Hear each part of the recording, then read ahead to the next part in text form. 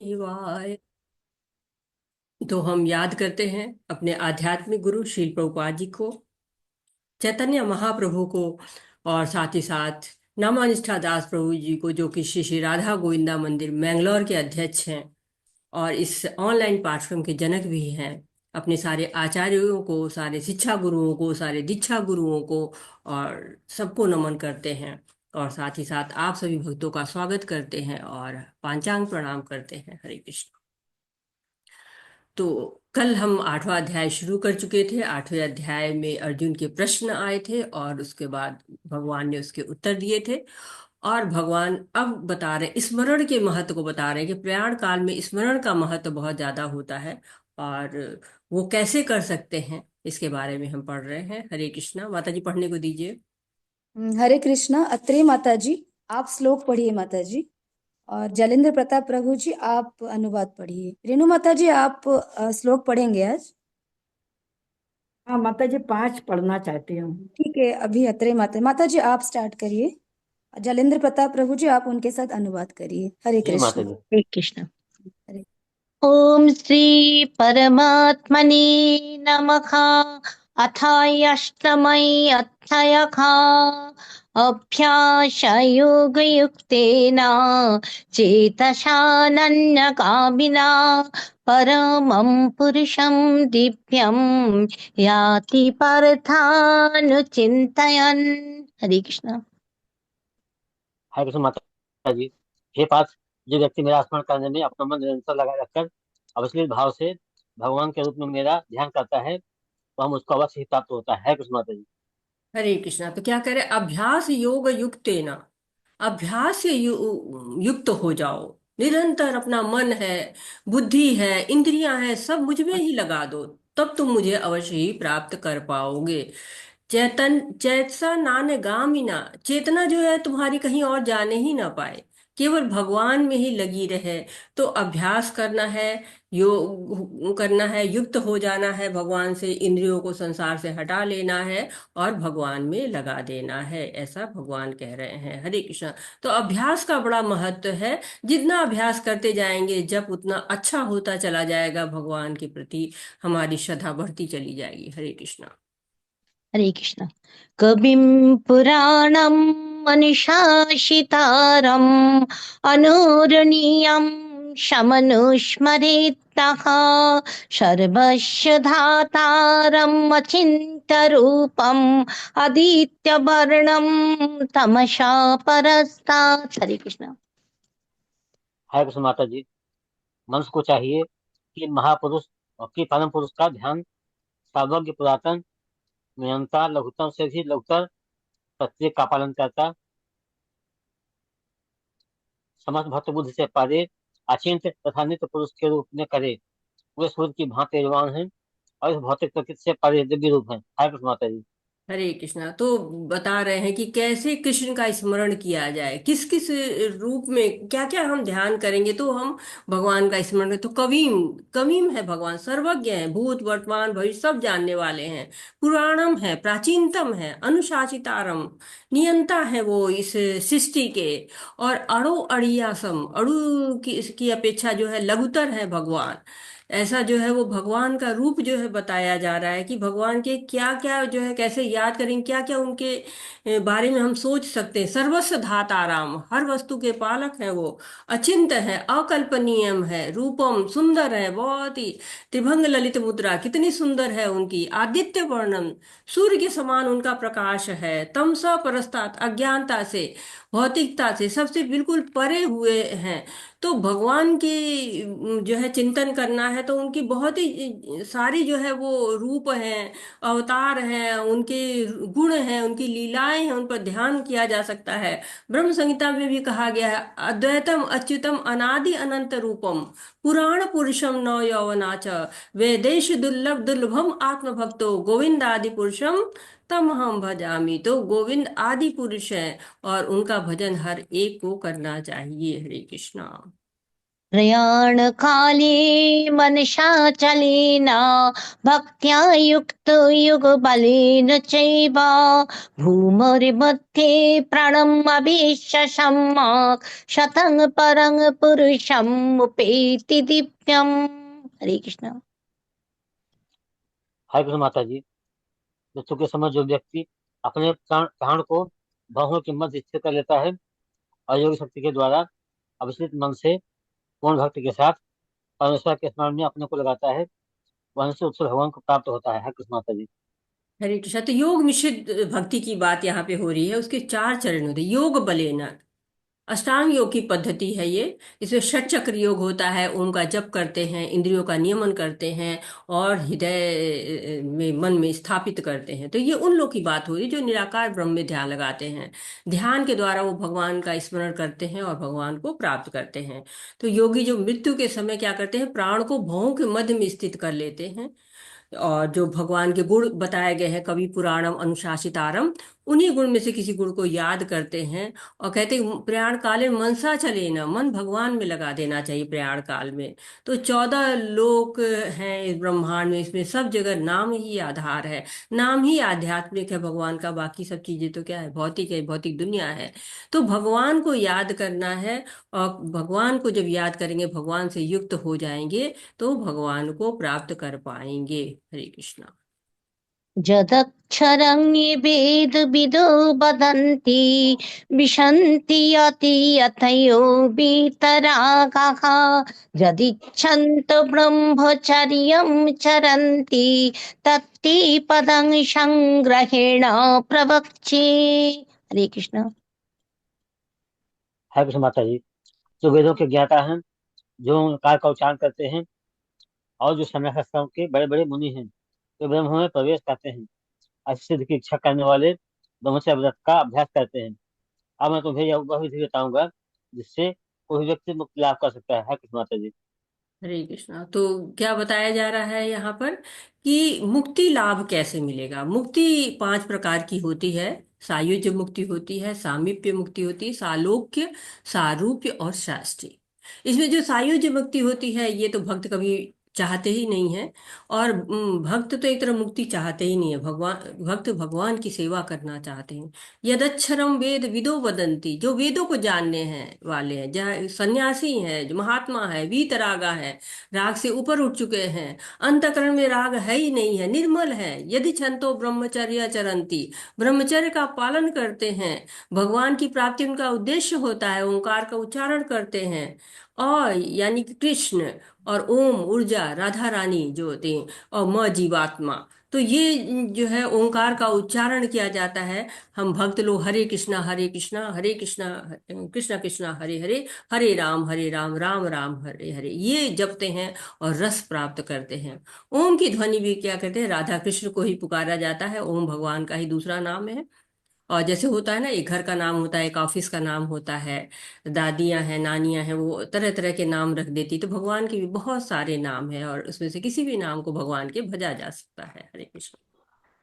सर्वद्वाराणि संयम्य मनोहृदि मनोहरिति निरुद्य च निरुद्ध च मूढम् मूर्ध्याधायात्मनो प्राणम् आस्थितो आस्थितो। योगो धारणम्। हरे कृष्ण। हरे कृष्ण माता जी। समस्त आंतरिक क्रियाओं से व्यक्ति को योग की स्थिति अर्थात योग धारणा कहा जाता है। इंद्रियों के समस्त द्वारों को बंद करके हम मन को हृदय में और प्राणवायु को सिर पर केंद्रित करके मनुष्य अपने को योग में स्थापित करता है। हरे कृष्ण माता जी। हरे कृष्णा। तो 3 श्लोक है योग मिश्रित भक्ति के। अभी 11वां हमने पढ़ा है, 12वां और 13वां। ये 3 श्लोक बताते हैं जिसमें इंद्रियों को साधक जो है नियंत्रित करते हैं, अपने समस्त द्वारों को बंद करके देते हैं। मनोहृदय निरुद्ध च, मन का हृदय में निरोध कर देते हैं। आत्मन प्राण स्थितो, 5 प्रकार की जो प्राण वायु होती है उसको उठाकर मस्तक में लाकर योग धारणा में स्थापित करते हैं, आधाय स्थापित कर देते हैं। तो ये अष्टांग योग का वर्णन है। बहुत कठिन विधि है। कलयुग में इंद्रियों का नियमन ही कठिन कार्य है। अतः अच्छा ये है कि हरे कृष्णा महामंत्र का जाप किया जाए, शुद्ध हुआ जाए और गोलोक धाम तक पहुंच जाया जाए। जो ये निर्विशेषवादी लोग जो करते हैं, जो योग करते हैं, वो ब्रह्म ज्योति तक पहुंचा देती है, जो कि परम सत्य की पहली अवस्था होती है। और भगवान आगे के जो श्लोक में भगवान सारी विधियों को बताते हैं और फिर सर्वश्रेष्ठ क्या है उस पर बताते हैं। तो भगवान अब आगे बताते हैं कि क्या करना चाहिए। हरे कृष्णा। ओमित्येकाक्षरं ब्रह्म व्याहरन् मामनुस्मरन् या प्रयाति तजनिदेहं स याति परमं गतिम्। हरे कृष्ण। हरे कृष्ण माता जी। इस योगाभ्यास में स्थिर होकर तथा अक्षरों के परम संयोग यानी ओंकार का उच्चारण करते हुए यदि कोई भगवान का चिंतन करता है, अपने शरीर का त्याग करता है, तो वह निश्चित रूप से आध्यात्मिक लोकों को जाता है। हरे कृष्ण माता जी। तो ये भी योगाभ्यास जो अष्टांग योग है उसी का वर्णन यहाँ पर भी है। ओंकार का उच्चारण करते हैं, भगवान का चिंतन करते हैं और उसके साथ ही शरीर को त्याग करके आध्यात्मिक लोगों को चले जाते हैं, जो कि बहुत सिद्ध पुरुष होते हैं। ये उनकी बात हो रही है, सभी लोग ये नहीं कर पाते हैं। हरे कृष्णा। अनन्यचेत सततं यो मां स्मरति नित्यशखा तस्याहं सुलभो पार्थ नित्ययुक्तस्य योगिनः। हरे कृष्ण। हरे कृष्ण माता जी। हे अर्जुन, जो आनंद भाव से निरंतर मेरा स्मरण करता है, उसके लिए मैं सुलभ हूँ, क्योंकि वह मेरी भक्ति में प्रवृत्त रहता है। हरे कृष्ण माता जी। हरे कृष्णा। तो अनन्य भक्ति का ये श्लोक है। भक्त क्या करते हैं?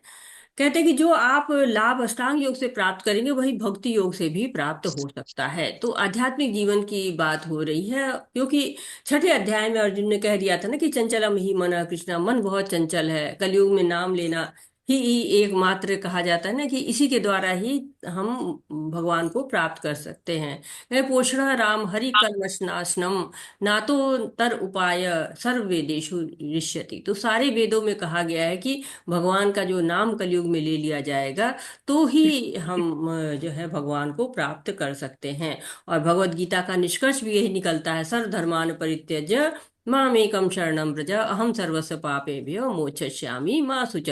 भगवान की जो है भक्ति करिए, अनन्य भक्ति करिए। अनन्य मतलब अन्य किसी और की आपकी चेतना होनी ही नहीं चाहिए। अनन्य चेत जो कहा गया है कि अनन्य चेता, तो अन्य की तरफ जाइए नहीं, मन को विचलित ही नहीं होना चाहिए, केवल भगवान की तरफ रहना चाहिए और भगवान को ही एक निष्ठ भाव से याद करने पर भगवान क्या करते हैं? ददामि बुद्धि योगंतम। जो सतत कीर्तन करता है भगवान उसको बुद्धि देते हैं, जिससे वो भगवान के साथ किसी न किसी रस से जुड़ सकता है। 5 प्रकार के रस होते हैं जिनसे भगवान से जुड़ते हैं भक्त। कौन कौन से होते हैं 5 प्रकार के रस? कोई बताना चाहेगा? हरे कृष्णा माता जी। अरे, माता जी, दास्य शांत रस, शांत रस, सत्य ये और माधुर्य दास्य रस, साक्ष्य रस, वात्सल्य रस, वात्सल्य रस और माधुर्य रस। माधुर्य रस, और 4 ही हुए भी तो। साक्ष्य, दास्य, माधुर्य और शांत रस, हम्म वात्सल्य रस। वात्सल्य रस। वात्सल्य 5 रस होते हैं। शांत रस होता है और वात्सल्य रस होता है, साख्य रस, दास्य रस और माधुर्य रस। ये 5 रस होते हैं। इन 5 रसों से किसी भी रस में जुड़ा जा सकता है। हरे कृष्णा। मामुपेत्य पुनर्जन्म दुःख्यालयम् अशश्वतम् नाप्नुवन्ति महात्मानः संसिद्धिं परमं गतः। हरे कृष्ण। हरे कृष्ण माता जी। मुझे प्राप्त करके महापुरुष जो भक्ति योगी हैं, कभी भी दुखों से पूर्ण इस आनंद जगत में नहीं लौटते, क्योंकि उन्हें परम सिद्धि प्राप्त हो चुकी होती है। हरे कृष्ण माता जी। हरे कृष्णा। तो जो इस श्लोक को पढ़ लेगा, जो समझ लेगा, वो फिर इस भौतिक जगत में क्यों रहना चाहेगा? क्योंकि दुखालयम अशाश्वतम, दुख ही दुख है, अशाश्वत भी है, तो क्षणिक है मतलब। तो इसको प्राप्त करके हम कोई भी छड़ी चीज नहीं प्राप्त करना चाहते। हम कोई भी सामान खरीदते तो कहते मजबूत है ना, चलेगा ना, टिकेगा ना। तो जब हम छोटी छोटी चीजों को भी सोचते हैं कि ये पेंसिल चलेगी कि नहीं, ये पेन चलेगा कि नहीं, कितना कलर इसका कितना गाढ़ा है, कितना हल्का है, इतना सोचते हैं। ये तो पूरे जन्म की बात है। दुखालय में क्यों रहना चाहेंगे जहां दुख ही दुख है? क्षण भर को सुख महसूस होता है, फिर जो है दुख आ जाता है। तो इस अनित्य जगत में जहां पर कि दुख ही दुख है, उससे अच्छा है कि क्या करेंगे हम भगवत भजन करेंगे, भगवान के पास जाएंगे। अब वस्त्रालय में जाएंगे तो वस्त्र मिलेगा, दुखालय में जाएंगे तो दुख मिलेगा। और दुख तीन ताप, अधिदैविक, अधिभौतिक और आध्यात्मिक। विचारों का देखते हैं, हम विचारों से कितने परेशान होते हैं। विचारों के कारण ही हम, हमारा जो है एक विज्ञापन हमारे चीजों को भुनाते हैं कि इसकी साड़ी मेरी साड़ी से सफेद कैसी। तो क्या है, ये विचार है आध्यात्मिक जो कष्ट देते हैं कि ये कैसे सुख में है, हम कैसे दुख में हैं। तो ये कहते हैं कि हम जहां पर है, चैतन्य महाप्रभु कहते हैं कि जहां भगवान है वहां वृंदावन होते हैं, बन जाता है, और भगवान को वहां याद किया जाता है। तो क्यों ना हम मानसिक रूप से हमेशा ही वृंदावन में ही रहें और आनंद ही प्राप्त करें, और याद करके हम उसी धाम को जाना चाहें, गोलोक वृंदावन में ही पहुंचना चाहें। हरे कृष्णा।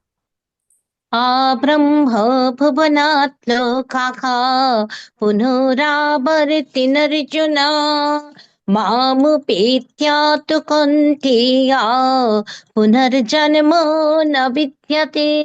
हरे कृष्ण। हरे कृष्ण माता जी। इस जगत में सर्वोच्च लोक से लेकर न्यूनतम सारे लोग दुखों के घर हैं, जहाँ जन्म तथा मरण का चक्कर लगा रहता है। किंतु हे कुंती पुत्र, जो मेरे धाम को प्राप्त कर लेता है वह फिर कभी जन्म नहीं लेता। हरे कृष्ण माता जी। हरे कृष्णा। तो भगवान बता रहे 14 भुवन है और सबसे ऊपर ब्रह्मा जी का ब्रह्मलोक है, परंतु है तो भौतिक जगत के अंदर ही। तो यहाँ पर पुनि पुनि जन्मम पुनि पुनि मरणम लगा रहता है। परंतु जो मामुख होते कौनतेय, वो जो भगवान की शरण ले लेता है, वो फिर इस जगत में वापस नहीं आता है। भगवान कह रहे हैं कि जो मेरे पास हो जाता है, पुनर्जन्म न विद्यते, उसका पुनर्जन्म नहीं होता है। क्यों? भगवान के धाम चला गया, फिर वापस नहीं आएगा। तो ये श्लोक हमें बताता है कि हमारा घर कहाँ पर है। बहुत लक्ष्य हमारा बहुत ऊंचा है। बचपन है, जवानी है, सुख ही सुख लगता है। बुढ़ापा या सूखालय हो गया, सुखलय से सूखालय हो जाता है। तो ये हमारा यातना शरीर है, पीड़ा देता है। जन्म मृत्यु के चक्र से निकल जाएंगे तो हमें ये पीड़ा, ये न यातना शरीर मिलेगा, न हमें भुगतनी पड़ेगी पीड़ा। बच्चा भी होता है, आग के पास जाता है, जलता है तो कहता है फिर नहीं जाएंगे। आग को होता है, ताता करने लगता है, दूर हो जाता है। तो हम भी तो भगवान के बच्चे हैं, हमको भी इस जगत को ताता कर देना चाहिए, टाटा कर देना चाहिए, और यहाँ से भगवत धाम चले जाना चाहिए। हरे कृष्णा। हरे कृष्णा। रेणु माता जी, आप 21 तक श्लोक पढ़ लीजिए। आशा माता जी, आप उनके साथ अनुवाद पढ़िए। हरे कृष्णा। हरे कृष्णा। हरे कृष्णा। सहस्रयुग पर्यंतम ब्रह्मणो विदुः रात्रिं युग सहस्रांताम तेयः रौद्र विदो जनः। हरे कृष्णा जी। सभी को हरे कृष्णा। चील प्रभुपाद जी की जय। मानवीय गणना के अनुसार 1000 युग मिलकर ब्रह्मा का एक दिन बनता है, और इतनी ही बड़ी ब्रह्मा की रात्रि भी होती है। हरे कृष्णा जी। हरे कृष्णा। तो ब्रह्मा जी का दिन सोच के, अरे इतना बड़ा है। सतयुग बीतता है, द्वापर, त्रेता, कलयुग, चतुर्युग बीत जाता है। ऐसे सहस्त्र युग, मतलब ये चारों मिला के, युग मिला के सहस्त्र युग जब बीत जाते हैं, तो ब्रह्मा जी का दिन, और वही 1000 जो है वो चतुर्युग फिर बीत जाते हैं तो रात। तो 1000 चतुर्युग का दिन, 1000 चतुर्युग की रात, और 100 साल की आयु। लगता है कितना बड़ा जीवन, अंत ही नहीं हो रहा है। ऐसे किसी मच्छर से पूछिए कि आदमी 100 साल जीता है, कहेगा इतना जी बड़ा जीवन, हम तो किसी दिन में मर जाते हैं, वो कैसे इतना जी सकते हैं। तो आश्चर्यजनक है, अनबिलीवेबल है, बिल्कुल समझ में नहीं आता है। तो लेकिन फिर भी उसका अंत है। इसीलिए कहा जाता है संसार क्या है, पानी का बुलबुला है। तो ब्रह्मा जी की आयु इतनी आश्चर्यजनक होने पर भी अगर समाप्त हो जाती है, तो मनुष्य जीवन भी समाप्त हो जाएगा। इसके उद्देश्य को समझना चाहिए। हरे कृष्णा। हरे कृष्णा। अव्यक्ताद्रव्यक्तयः सर्वा प्रभन्ते हरागमे रात्र्याग्मे प्रलियन्ते तद्रैवाक्यवत्सङ्गके। हरे कृष्ण। ब्रह्मा के दिन के शुभारंभ में सारे जीव अव्यक्त अवस्था से व्यक्त होते हैं, और फिर जब रात्रि होती है तो वे पुनः अव्यक्त में विलीन हो जाते हैं। हरे कृष्ण जी। हरे कृष्णा।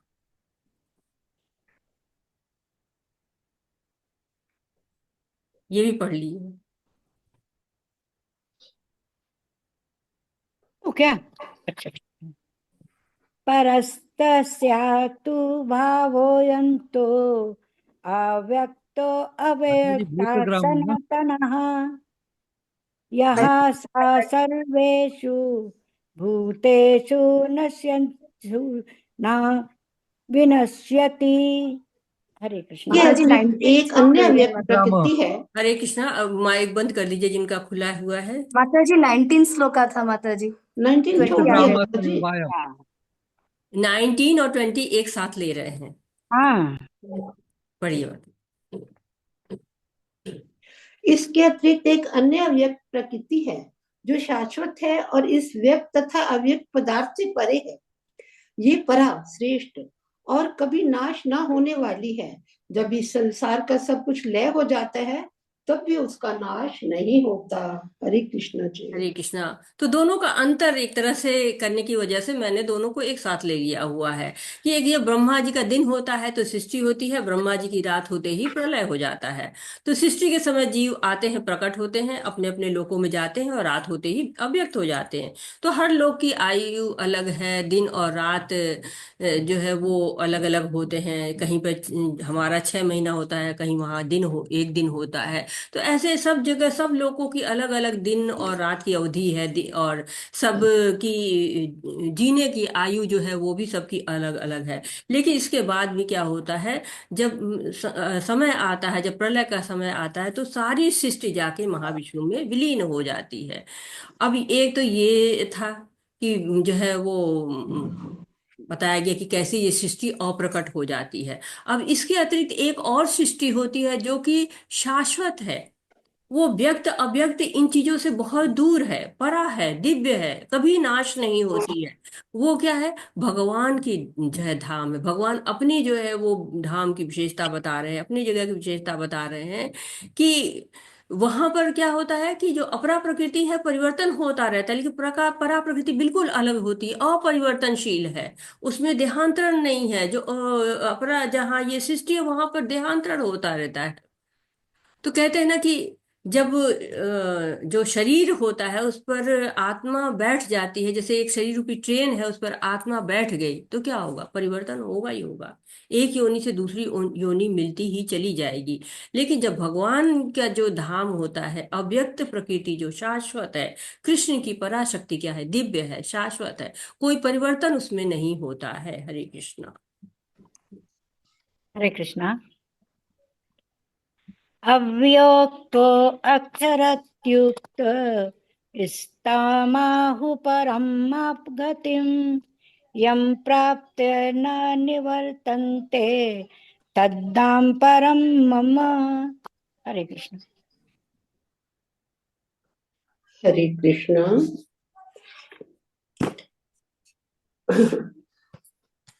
जिस वेदांती प्रकट तथा अविनाशी बताते हैं, जो परम गंतव्य है, जिसे प्राप्त कर लेने पर कोई वापस नहीं आता, वही मेरा परम धाम है। हरे कृष्णा जी। हरे कृष्णा। तो क्या बता रहे हैं, भगवान की परम धाम के बारे में बता रहे हैं। तो अव्यक्तोक्षर, अव्यक्त है अर्थात अप्रकट है, अक्षर है, यानी कि क्षरण उसका नहीं होता है। अव्यक्तो अक्षर, अव्यक्त भी है, अप्रकट भी है और अक्षरा भी है। और परमाम गति की बारे में हो रही, परम गति मिलती है कहाँ पर, भगवान के पास। श्री कृष्ण चरणे रति यही रे उत्तम गति। सबसे उत्तम गति क्या है, श्री कृष्ण के चरण में मिल जाते हैं। ब्रह्म संहिता में भी कहा गया है, चिंतामणि प्रकर सदमशु कल्प वृक्षा लच्छवितेषु सुरभिरभिपालयन्तम् लक्ष्मी सहस्त शतम सभ्रम सेव्यमानम गोविंदादिपुरुषम तमहम भजामि। तो कई मार्ग है, कई विश्वास है, पर पहुंचना कहाँ है, एक ही स्थान पर। अंतिम फल में कोई भेद नहीं है, केवल भगवान का जो है धाम वहीं पहुंचना है सबको। जैसे रोटी खाइए, चावल खाइए, डोसा खाइए, पुलाव खाइए, जो भी खाइए, अंतिम सत्य क्या है, पेट भरना है, तृप्ति मिलनी है। वैसे अंतिम सत्य क्या है, भगवान के धाम जाना है। और भगवान के धाम जाके कोई वापस नहीं आता है। हरे कृष्णा।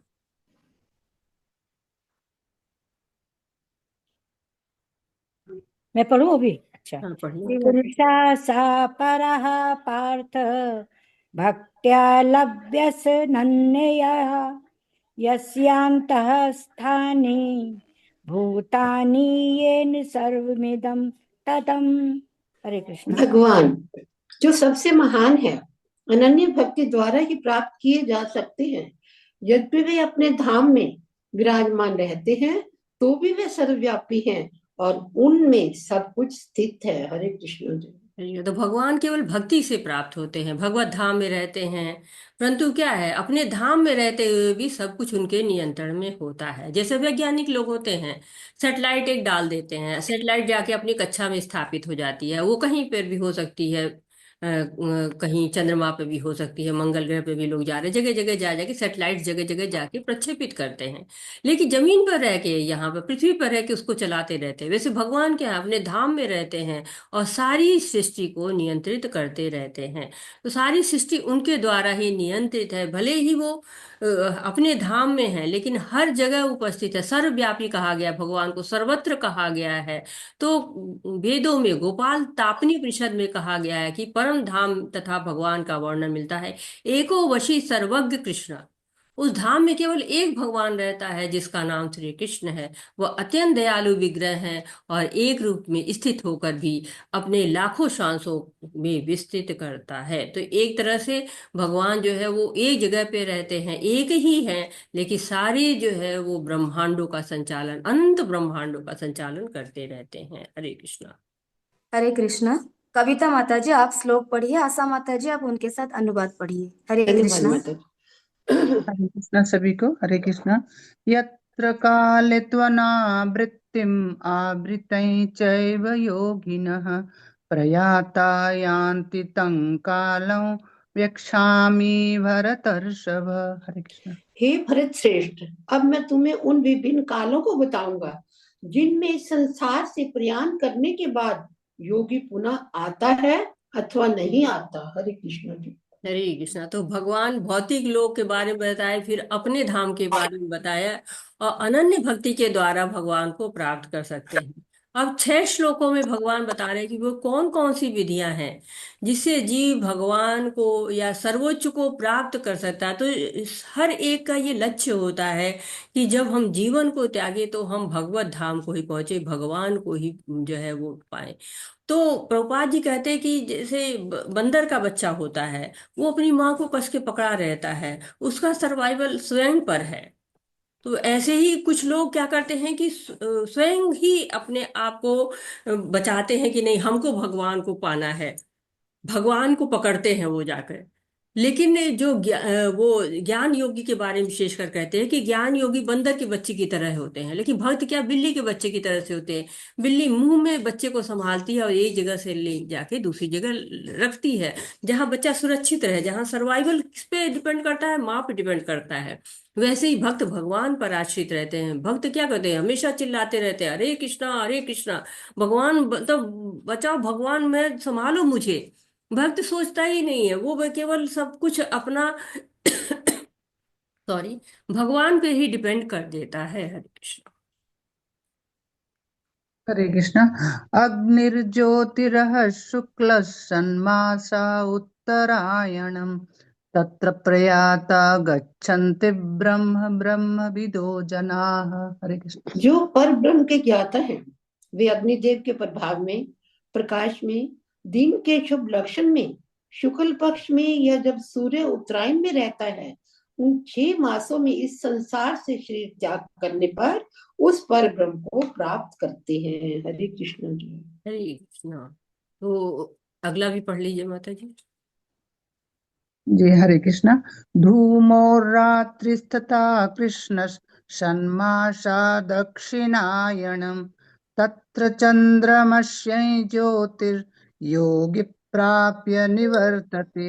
हरे कृष्णा। जो योगी धुएं रात्रि कृष्ण पक्ष में या सूर्य के दक्षिणायन रहने के 6 महीनों में दिवंगत होता है, वे चंद्र लोक को जाता है, किंतु वहां से पुनः पृथ्वी पर चला आता है। हरे कृष्णा जी। हरे कृष्णा। तो ये 2 श्लोक बता रहे हैं कि कैसे आत्मा की यात्रा के बारे में बता रहे हैं। तो क्या प्रकाश है, अग्नि है, दिन है, पक्ष है, ये सब क्या होते हैं, अधिष्ठाता देव हैं, व्यवस्था करते हैं आत्मा की यात्रा कैसे चलेगी। तो उत्तरायण बात की गई, देवताओं का दिन होता है उत्तरायण, जनवरी से लेकर जुलाई तक ये 6 महीने ये देवताओं के दिन हैं। और दक्षिणायन ये देवताओं की रात्रि होती है, अगस्त से लेकर दिसंबर तक। तो जो योगी होते हैं वो शुभ मुहूर्त देखते हैं और अपना शरीर को त्यागते हैं और जन्म मृत्यु के चक्र में नहीं लौटते हैं। लेकिन जो शुद्ध भक्त होते हैं उनको शुभ अशुभ नहीं सोचना पड़ता है, उनका शरीर जब त्याग का समय होता है त्याग देते हैं। और लेकिन साथ साथ इसमें कहा गया कि जो उत्तरायण में जो शरीर छोड़ते हैं वो वापस नहीं आते हैं। लेकिन जो दक्षिणायन में शरीर छोड़ते हैं वो चंद्रलोक को जाते हैं, फिर वापस आते हैं। और इनका वर्णन अगर आपको बहुत ज्यादा डिटेल में पढ़ना है तो आप भागवतम के 3 स्कंद में पढ़ सकते हैं, जहाँ पे कपिल मुनि भी बताते हैं और पूरा वर्णन है कि कैसे शरीर छोड़ने पर कहाँ जाते हैं और कैसे शरीर को छोड़ा जाता है। काफी जो है विस्तार में वर्णन है। तो चंद्रलोक में जो लोग चले जाते हैं वो ऐश्वर्य का भोग भोगते हैं काफी दिनों तक। जो देवताओं के लोग है, जो ऊपर के लोग हैं, उसमें बहुत ज्यादा ऐश्वर्य है, बहुत लंबी आयु है, बहुत ज्यादा ऐश्वर्य है। लेकिन उसके बाद भी कहते हैं जैसे आ ब्रह्म भुवन लोका, ब्रह्म लोक तक जाने के बाद भी पुनरावर्तिनो अर्जुना, फिर से वापस आना पड़ता है। हरे कृष्णा। हरे कृष्णा। शुक्ल कृष्ण गति ये ते जगत शाश्वते मते, एकया यात्यनावृत्तिम अन्यया वर्तते पुनः। वैदिक मतानुसार इस संसार से प्रयाण करने के दो मार्ग हैं, एक प्रकाश का तथा दूसरा अंधकार का। जब मनुष्य प्रकाश के मार्ग से जाता है तो वो वापस नहीं आता, किंतु अंधकार के मार्ग से जाने वाला पुनः लौट कर आता है। हरे कृष्ण जी। हरे कृष्ण। तो जो प्रकाश का मार्ग है उत्तरायण है, जो अंधकार का मार्ग है वो दक्षिणायन है। जो प्रकाश के मार्ग से जाता है वो आसानी से चला जाता है, फिर वापस नहीं आता। जबकि अंधेरे के मार्ग से जो जाता है वो जन्म मृत्यु के चक्र में आता है। परंतु जो भक्त होते हैं, जो भक्ति करते हैं, वो गोलोक धाम में जाते हैं। आगे जब हम पहुंचेंगे 14वें अध्याय में, तो वहां बताया गया कि ऊर्ध्वा गच्छन्ति सत्वस्था, मध्य तिष्ठन्ति राजसा।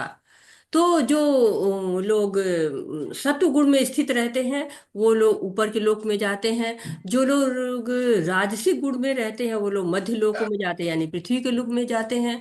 और जो तामसा वृत्ति के होते हैं, अधो गच्छति तामसा, जो लोग तमोगुण में रहते हैं वो लोग आपको जो है नीचे के लोकों में जाते हैं। तो इस तरह से जो लोग अपना शरीर को जैसे त्याग करते हैं, उसके बाद भी बताया जाता है कि उनकी गति क्या होती है, वो कैसे कहाँ जाते हैं।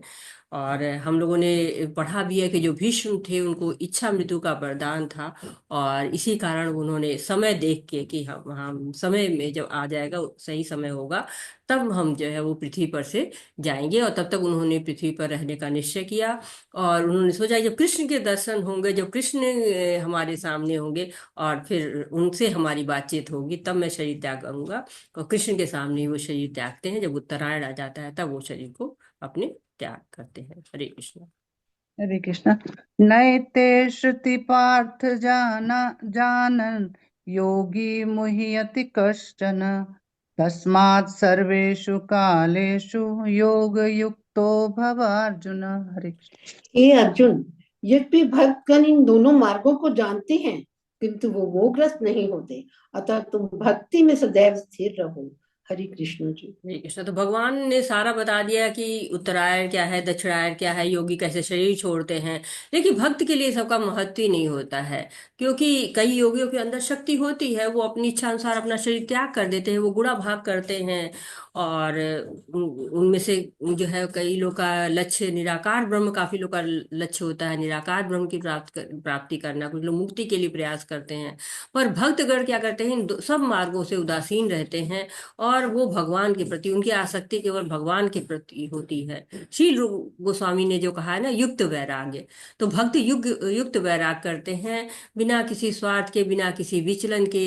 ऋषिकेण ऋषिकेश, वो केवल अपनी इंद्रियों से भगवान जो इंद्रियों के स्वामी हैं उनकी सेवा करते हैं, और भक्ति के कारण उनका भगवत धाम तक पहुंचना निश्चित हो सकता है। तो इस तरह से श्लोक में भगवान प्रयाण काल के वर्णन लगातार इन श्लोकों में होते चले जा रहे हैं कि प्रयाण काल में क्या करना चाहिए। भगवान को याद करना चाहिए, मोह ग्रस्त नहीं हो जाए, मोह न, तो मोहन को जो देखते हैं, मोह नहीं रहता उनको, मोहना, मोहन के प्रति जो है, मोह होता ही नहीं, तो मोहन के प्रति उनकी सारे कार्यकलाप होते हैं, भक्ति होती है। हरे कृष्ण।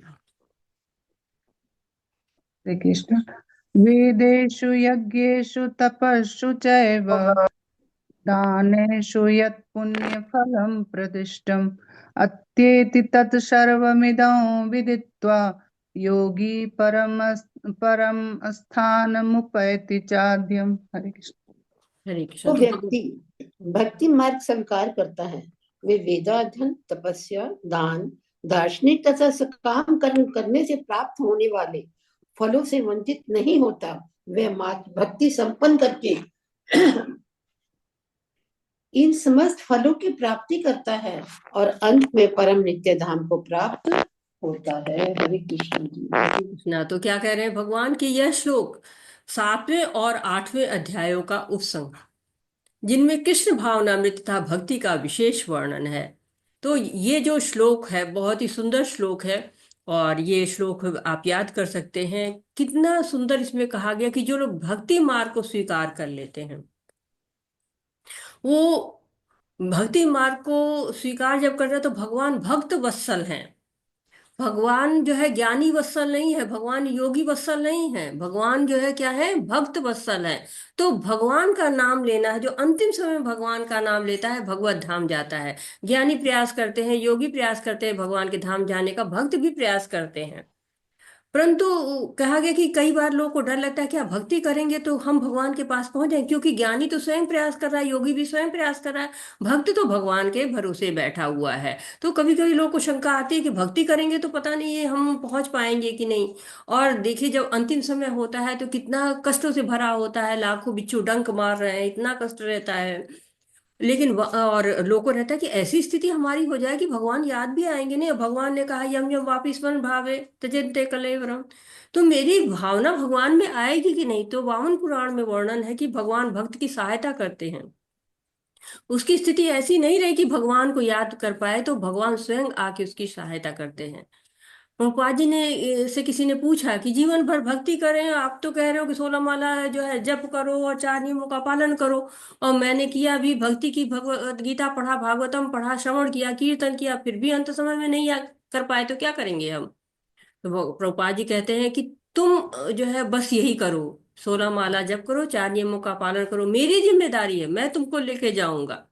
तो प्रभुपाद हमको गारंटी वारंटी सब दे रहे हैं कि बस आप अपना काम करिए।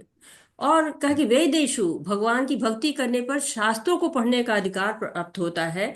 तो वेदेशु और प्रज्ञेशु यज्ञेशु यज्ञों का फल मिलता है, तपेशु चैव तपो का लाभ मिलता है, दानेशु दान का लाभ मिलता है, यत पुण्य फलम पुण्य कर्म का लाभ मिलता है। तो सारे फल भक्ति के माध्यम से भी प्राप्त होते हैं। भक्ति मूल है। अगर भक्ति करते हैं, जड़ अगर आप सींचते हैं, तो आपको जो है सारा पेड़ हरा भरा हो जाता है, पत्तियों को पानी डालने की कोई आवश्यकता नहीं रहती है। तो भगवान की भक्ति करने से सारे जो है वो कार्य हमारे सफल हो जाते हैं, जो हमारा समस्त फलों की प्राप्ति होती है, और अंत में परम नित्य धाम प्राप्त होता है। तो किसी को इस तरह से नहीं सोचना चाहिए कि हम भक्ति करेंगे तो ऐसा हो सकता है कि बहुत से चीजों से हम वंचित रह जाएं। लेकिन कहते हैं कि किंतु कृष्ण भावनामृत की विशेषता यह है कि मनुष्य एक ही झटके में भक्ति करने के कारण मनुष्य जीवन के विभिन्न आश्रम के अनुष्ठानों को पार कर जाता है। तो हमें भक्ति पर विश्वास करना चाहिए। जितना ही हम कृष्ण को हाँ बोलते चले जाते हैं, उतना ही हम भौतिक इच्छाओं को ना बोलने लगते हैं। शास्त्रों के अनुसार कहा जाता है ना कि नशा नहीं करिए, मांसाहार नहीं करना है, और अवैध संबंध नहीं रखना है। तो बहुत लोग कहते हैं कि छोड़ना तो चाह रहे हैं, छूट नहीं रही है, क्योंकि इंद्रियां बहुत प्रबल है, छोड़ना चाहते हैं। तो करना क्या है, कृष्ण को जोड़ लो। अपने आप माया हार मानने लगती है। माया भगवान की जो है दासी है, हार मानने लगती है। जैसे होता है कि दरवाजे पे किसी ने खटखट किया, आप पहुंचे तो देखा सेल्समैन खड़ा हुआ है। अब सेल्समैन को जैसे उसने अपना प्रोडक्ट दिखाया, अगर आपने जरा सा भी इंटरेस्ट दिखाया, फिर वो आपको आसानी से नहीं छोड़ता है। तो क्या है, सेल्समैन को देखते हो नहीं, जो है नो थैंक्स बोल के आप अंदर आ जाते हैं, तब तो आप बच जाते हैं। और नहीं जरा सा भी, अच्छा ये पेन हाँ सुंदर तो लग रहा है लेकिन अभी जरूरत नहीं है, जहां आपने बोला वहां वो आपके पीछे पड़ जाएगी, नहीं आप पेन लेके ही मानेंगे। क्योंकि सेल्समैन का काम, वैसे माया बड़ी बड़ी हठीली है, वो भी उससे समझ के जैसे आपको फंसा लेती है। तो सबसे आसान है कि माया को दरवाजे पे ही ना बोलिए और उसको अंदर घुसने मत दीजिए, अपने अंदर बिल्कुल घुसने न दीजिए। भगवान का नाम याद करते रहिए, माया अपने आप भाग जाएगी और प्रयाण काल में भी भगवान याद आएंगे, और नहीं तो भगवान खुद सहायता करेंगे। अगर आप नहीं बोल पा रहे तो भगवान सहायता करेंगे आपकी। तो इस प्रकार श्रीमद् भगवद गीता के 8वें अध्याय भगवत प्राप्ति का भक्ति वेदांत तात्पर्य पूर्ण हुआ। हरे कृष्णा कृष्ण कृष्ण कृष्ण हरे हरे हरे, हरे हरे हरे राम राम राम हरे हरे, हरे कृष्णा कृष्ण कृष्ण हरे हरे, हरे राम राम राम हरे हरे, हरे कृष्णा कृष्ण कृष्ण हरे हरे, हरे हरे राम राम राम हरे हरे। तो शुरू करते हैं, नवा अध्याय पढ़ते हैं। हरे कृष्ण। हरे कृष्णा। माधुरी शर्मा माता जी आप पढ़िए श्लोक, और डॉक्टर मधु कपूर माता जी आप उनके साथ अनुवाद पढ़िए। हरे हरे कृष्ण। कृष्ण। धन्यवाद।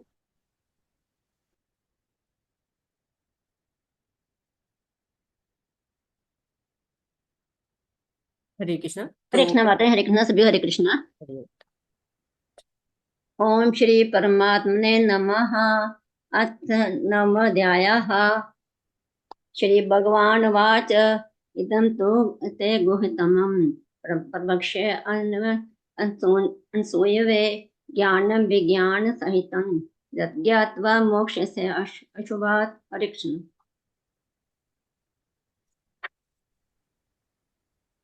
हरे कृष्णा। मधु माता जी आप श्लोक अनुवाद करिए माता जी। हरे कृष्णा।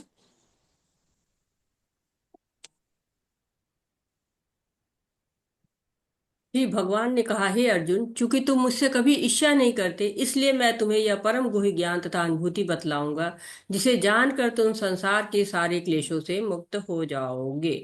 तो नवा अध्याय आ गया है, हम बिल्कुल बीचों बीच में भगवत गीता के पहुंच चुके हैं।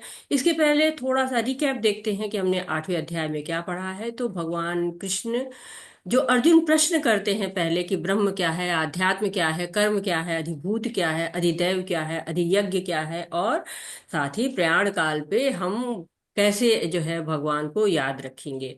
तो जो है बताया भगवान ने कि जीव जो है वो ब्रह्म कहलाता है और स्वभाव उसका भगवान की सेवा करना है, और सकाम कर्म होते हैं जो कि शरीर परिवर्तन के लिए कारण बनते हैं। और प्रकृति क्या है, जो ये निरंतर परिवर्तनशील होती रहती है, जो हमारे चारों तरफ जो भौतिक जगत है और ये जो भौतिक शरीर भी है, भौतिक तत्व हैं, ये सब अधिभूत कहलाते हैं। जो अधिदैव है, जो कि विशाल विश्व रूप है, और सारे उसमें देवता और सारे लोग उसमें रहते हैं। और परमात्मा अधियज्ञ है, सब जो है वो भोक्ता है, यज्ञों का भोक्ता है। और प्रत्येक जो है वो शरीर जिसका मिला है उसके हृदय में निवास करता है, और प्रयाण काल पर भगवान को याद करना है। तो मृत्यु के समय भगवान का स्मरण कैसे होगा, ये जो है वो बताया गया है कि अभ्यास करो। जैसे ही अभ्यास करोगे आप, और जिसको याद करोगे वही आपको वैसा ही जीवन प्राप्त होगा, वही योनि प्राप्त होगी। इसलिए करना क्या है, तस्मात् सर्वेषु कालेषु मामन स्मृत युद्ध च मय्या अर्पित मनोबुद्धि मामे वैश्य संशय। तो मेरा जो है वो चिंतन करो, मन बुद्धि मुझ में अर्पित करो और युद्ध करो। जो आपका कार्य है उसको करिए। अभ्यास योग युक्ते न चेतसा नान्यगामिना। जब अभ्यास करेंगे, भगवान पर ध्यान लगाएंगे, तो अवश्य ही भगवान को प्राप्त करेंगे। और भगवान को प्राप्त करके क्या होगा कि भगवत धाम प्राप्त होगा। जब लगातार भगवान चिंतन में रहते हैं तो भक्ति होती ही रहती है, और शुद्ध भक्त जो हो जाता है, जो भगवत धाम प्राप्त कर लेता है, उसका पुनर्जन्म नहीं होता है। और ब्रह्मा जी के लोक तक हम ये सोचेंगे बहुत अच्छे अच्छे कार्य करेंगे तो हम उच्च लोक तक पहुंच जाएंगे, लेकिन दोबारा हमको इस पृथ्वी पर आना पड़ेगा, दोबारा जन्म लेना पड़ेगा। आप कहीं भी ले सकते हैं, कहीं आ ब्रह्म भुवन लोका पुनरावर्तिनो अर्जुन मामुपेत्य तु कौन्तेय पुनर्जन्म न विद्यते। और ब्रह्मा जी का जीवन काल बहुत लंबा है, फिर भी उनका भी जो है मृत्यु होती है, उनको भी जो है वो अपना जीवन त्यागना पड़ता है। लेकिन जो शुद्ध भक्त होते हैं वो जब पहुंच जाते हैं, उनकी स्थिति क्या होती है? उनकी स्थिति ये होती कि वेदेषु यज्ञेषु तपस्सु चैव दानेषु यत् पुण्य फलम प्रदिष्टम अत्येति तस्वर्मिदम विदित्वा योगी परम स्थानुमेति चाद्यम। तो नित्य धाम उनको प्राप्त होता है, वेदाध्ययन करते करके, चाहे यज्ञ करके, तपस्या करके, दान करके, जो भी पुण्य मिलता है वो सब भक्ति योग से प्राप्त होता है, और साथ ही परम धाम भी प्राप्त होता है।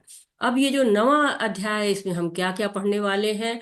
तो पहले से पहला, दूसरा, तीसरा, 3 श्लोक जो होते हैं वो भगवान की जो गुह्यतम ज्ञान है उसके बारे में बताते हैं, और चौथे श्लोक से 10वें श्लोक तक ऐश्वर्य का ज्ञान बताते हैं, और 11 से 25 श्लोक तक भगवान कृष्ण के उपासक है, तरह तरह के विभिन्न तरीकों से उपासना करते हैं उनके बारे में बताते हैं, और 26 से लेकर 34 श्लोक तक कृष्ण भगवान की महिमा, जो भगवान की भक्ति की जाए उसकी महिमा क्या होती है उसके बारे में बताते हैं। तो एक तरह से जो 8वें अध्याय का लास्ट श्लोक था कि भक्ति करो तो भगवत धाम पहुंच जाओगे, तो भक्ति कैसे करें इसका यहाँ पर जो है गुह्य ज्ञान दिया जा रहा है कि किस तरह से, किस ज्ञान को प्राप्त करके हम शुद्ध भक्त या अनन्य भक्त बन सकते हैं, इसके बारे में यहाँ पर बताया जाएगा। तो क्या करना है? श्रद्धा रखनी है, भगवान पे श्रद्धा रखनी है, और अनुसूय इच्छा नहीं करनी है। भगवान जो है कह रहे हैं ना कि अनुसूय गुह्यतम ज्ञान तुम्हें कब मिलेगा? जब गुह्य ज्ञान जब मिलेगा, जब तुम इच्छा नहीं करोगे। भगवान कह रहे कि परम ज्ञान तुम्हें बताने वाला हूं मैं, लेकिन क्यों बताऊंगा? जब तुम जो है इच्छा रहित होगे। तो अर्जुन तो भगवान से इच्छा नहीं करते हैं, तो ये ज्ञान उन्हीं लोग को मिल सकता है जो कि भगवान से इच्छा नहीं कर सकते हैं। 7वां अध्याय में भगवान ज्ञान विज्ञान की बात कर रहे थे, ज्ञान विज्ञान की रसधारा चल रही थी, और बीच में कुछ शब्द आते हैं और अर्जुन उन शब्दों को जानना चाहते हैं, तो रुक जाते हैं भगवान, उन शब्दों के बारे में वर्णन करते हैं, और उन शब्दों को बताने के बाद भगवान फिर से जो 9वां अध्याय है वो भगवान के विचारों की जो है धारा आगे को बढ़ना शुरू हो जाती है। इसलिए 7वें अध्याय और 9वें अध्याय में बहुत सारी समानताएं हैं। 7वें अध्याय में श्रवण की प्रधानता है। पहले 2 श्लोक तच्छृणु मैया सक्त मना पार्थ योग युजन मदाश्रया, तो वो बताया वहां पे कि तुम योग करो, मुझसे जुड़ो और मेरी बातों को सुनो। 9वें अध्याय में भी पहला और दूसरा श्लोक बताता है श्रवण करो, जस्ट हियर, केवल सुनो। ऐसे ही जो चौथे से 7वां श्लोक जो 7वें अध्याय का है, और 9वें अध्याय के चौथे से 10वां श्लोक है, ये भौतिक प्रकृति की तरफ बताता है और भगवान के बारे में और भौतिक प्रकृति के बारे में बात होती है। और इसी तरह से जो 7वें अध्याय में 20 से 23 तक के श्लोक हैं वो, और यहाँ 9वें अध्याय में 20 से 25 तक के श्लोक हैं, वो देवताओं की पूजा के बारे में बताते हैं। और 24-25 श्लोक जो 7वें अध्याय का था वो निर्विशेषवाद का था, और 9वें अध्याय में भी 11वां और 12वां श्लोक जो है वो निर्विशेष का यह है। तो इस तरह से बड़ी समानताएं हैं इस 7वें अध्याय और 9वें अध्याय में। अब आते हैं जो ज्ञान के ऊपर। भगवान क्या कह रहे हैं कि मैं तुम्हें गुह्यतम ज्ञान दूंगा, परम गुह्य ज्ञान बताऊंगा जिससे सारे क्लेश मिट जाएंगे। इसका मतलब कि भगवान पहले भी ज्ञान बता चुके हैं, गुह्य ज्ञान बता चुके हैं, गुह्यतर ज्ञान बता चुके हैं, अब परम गुह्य ज्ञान बताएंगे। तो कोई बताएगा मुझे कि गुह्य ज्ञान क्या था, गुह्यतर ज्ञान क्या है? हरे कृष्ण। हम पढ़ चुके हैं, गुह्य ज्ञान हम जान चुके हैं, गुह्यतर ज्ञान हम जान चुके हैं, गुह्यतम ज्ञान आज भगवान बताएंगे। तो आप बताएंगे कि ये क्या है, गुह्य ज्ञान और गुह्यतर ज्ञान? हरे कृष्ण। हरे कृष्ण जी, दंडवत प्रणाम जी। हरे कृष्ण। गुह्य ज्ञान आत्मा व परमात्मा को जानना है, जी और गुह्यतर ज्ञान भगवान के बारे में जानना है। जी जी, बहुत सुंदर माता जी। और कोई कुछ कहना चाहता है? तो जैसा कि माता जी ने कहा कि गुह्य ज्ञान ये होता है कि हम शरीर नहीं है, हम क्या है? आत्मा है। देह निस्मिन इथा देहे कौमारम यौवनम जरा तथा देहांतर प्राप्ति धीरस्तत्र न मुक्ति। ये गुह्य ज्ञान है। जो शरीर है वो बदलते रहता है, आत्मा जो है वो शरीर नए नए धारण करती रहती है और देहांतरण होता रहता है। जो धीर व्यक्ति होते हैं वो इससे मोहित नहीं होते हैं। गुह्यतर ज्ञान क्या है कि भगवान अपने बारे में बताते हैं। क्या बताते हैं? योगी नामपि सर्वेषां मद्गतेन अंतरात्मना श्रद्धावान भजते यो मां स मे मुक्तमो बता। भगवान का श्रद्धा से भजन करना, जीव जब भगवान की भक्ति करता है, भगवान के ऐश्वर्यों के बारे में जानता है, भगवान की विभूतियों के बारे में जानता है, तब वो भगवान की भक्ति करता रहता है। भगवान की जो है वो जब भक्ति का ज्ञान हो जाता है, भगवान की भक्ति करना जान जाता है कि हाँ हमें भगवान की भक्ति करनी है, तो आत्मा का ज्ञान गुह्य ज्ञान है और भक्ति का ज्ञान गुह्यतर ज्ञान है। और केवल भक्ति का ज्ञान, केवल भगवान की ही भक्ति जब ये जान जाता है तो फिर ये गुह्यतम ज्ञान हो जाता है। कृष्ण के ऐश्वर्यों को जान जाता है, शुद्ध भक्ति की उत्कृष्टता जब आ जाती है, सर्वोच्च जो है स्थिति आ जाती है, वो गुह्यतमम ज्ञान कही जाती है। तो भगवान वर्णन करेंगे इनका, और उसके द्वारा हम भगवान को जानेंगे कि हाँ भगवान को योग्यता भी बता दी गई कि ईर्ष्या नहीं करता है, द्वेष नहीं करता है। उसका रूप भी बताया गया कि ये जो आप गुह्यतमम ज्ञान है, ये जब आप प्राप्त कर लेंगे तो आपको संसार के सारे क्लेशों से मुक्ति मिल जाएगी। तो विशेषता भी बताई गई। अब इस ज्ञान की जो इतनी महिमा है, वो ज्ञान है क्या और कौन इसको प्राप्त कर पाता है, कौन नहीं प्राप्त कर पाता है, ये समझानेंगे। और इसके पहले भी हम जान चुके हैं कि भगवान किसको देते हैं ज्ञान, जो कि भक्ति क्या है, स एवाय मया तेद्यम योग प्रोक्त पुरातना भक्तेशी में सखा चेति रहस्यम हेतु उत्तमम। तो भगवान जो है गुह्यतम ज्ञान या उत्तमम ज्ञान किसको देते हैं? जो भगवान का भक्त होता है, सखा होता है और भगवान से ईर्ष्या नहीं करता है, तो भगवान उसको दे देते हैं इस तरह के ज्ञान। तो क्या ज्ञान है, अब इसको हम जानते हैं। हरे कृष्ण। हरे कृष्णा। राय विद्या राय गुह्यं पवित्रम इदम उत्तमम प्रत्यक्षागम धर्म्यम सुखम कर्तु अभ्यम। हरे कृष्ण। हरे कृष्णा। अमरेंद्र प्रभु जी आप अनुवाद पढ़िए माता जी के साथ। हरे कृष्णा। जी माता जी, हरे कृष्णा। यह ज्ञान सभी विद्याओं का राजा है, जो समस्त रहस्यों में सर्वाधिक गोपनीय है। यह परम शुद्ध है, और चूंकि यह आत्मा की प्रत्यक्ष अनुभूति कराने वाला है, अतः यह धर्म का सिद्धांत है। यह अविनाशी है और अत्यंत सुखपूर्वक संपन्न किया जाता है। हरे कृष्ण माता जी। हरे कृष्णा। तो भौतिक विद्या तो हमें भौतिक ऊंचाइयों पे ले जाती है। जैसे डॉक्टर है, इंजीनियर हैं, वैज्ञानिक हैं, बन सकते हैं और जीवन में ढेर सारी सुविधाओं को पा सकते हैं, परंतु जन्म मृत्यु जरा व्याधि की तो दूर नहीं जा सकते। जन्म मृत्यु जरा व्याधि तो रहेगी रहेगी। प्रभुपाद जी एक बार अमेरिका में जाते हैं, वहां पूछते हैं कि आप लोग किस विषय पे रिसर्च कर रहे हैं, तो सब अपने अपने सब्जेक्ट बताते हैं, लेकिन जन्म मरण जो है चक्र पर क्या रिसर्च हुई कोई नहीं बता पाता है। तो प्रभुपाद जी बताते हैं, कहते हैं कि यही तो मुख्य समस्या है। ये चीजें ही सबको जाननी चाहिए, क्योंकि जन्म मृत्यु जरा व्याधि सबके लिए है। सब लोग जन्म मृत्यु जरा व्याधि से ग्रस्त होते हैं। जो भी इस पृथ्वी पर आया है वो जन्म मृत्यु जरा व्याधि से ग्रस्त है। तो इस बात पे कोई भी रिसर्च नहीं कर रहा है। भगवान ने हमको बता दिया है, क्योंकि हम भाग्यशाली हैं, भगवत गीता पढ़ रहे हैं, इस राज विद्या को जान पा रहे हैं। तो ये राज विद्या क्या है? सब विद्याओं का राजा है। राजा क्या होता है कि सब चीजों को जानता है, हर चीज जो है वो राजा से ही संबंधित होती है। और राजा नियम बनाता है, राजा नियम का पालन कराता है, और राजा के द्वारा ही सब चीजें संपन्न हो जाती है। तो राज विद्या है, ये राजगुह्यम है, सर्वाधिक गोपनीय ज्ञान है, भगवान का ज्ञान है, गोपनीय ज्ञान है। पवित्रम इदम उत्तमम, परम शुद्ध है, सारे पाप नष्ट हो जाते हैं, ऐसा ज्ञान है ये। तो हमें बहुत सोच समझ के जो है वो इस ज्ञान को लेना चाहिए। गोपनीय ज्ञान है, श्रद्धा के साथ लेना चाहिए, इसका उत्तम उपयोग करना चाहिए। प्रत्यक्षावगमम, आत्मा की प्रत्यक्ष अनुभूति कराने वाला है। धर्मम, धर्म का सिद्धांत है। धर्म तु साक्षात भगवत प्रणीतम, भक्तों का संग करें, श्रद्धा के साथ भगवान की भक्ति करें। सुसुखम, सुख देने वाला है, बहुत सरल है, सुख से भी ज्यादा सुसुखम, इतना सुख देने वाला है।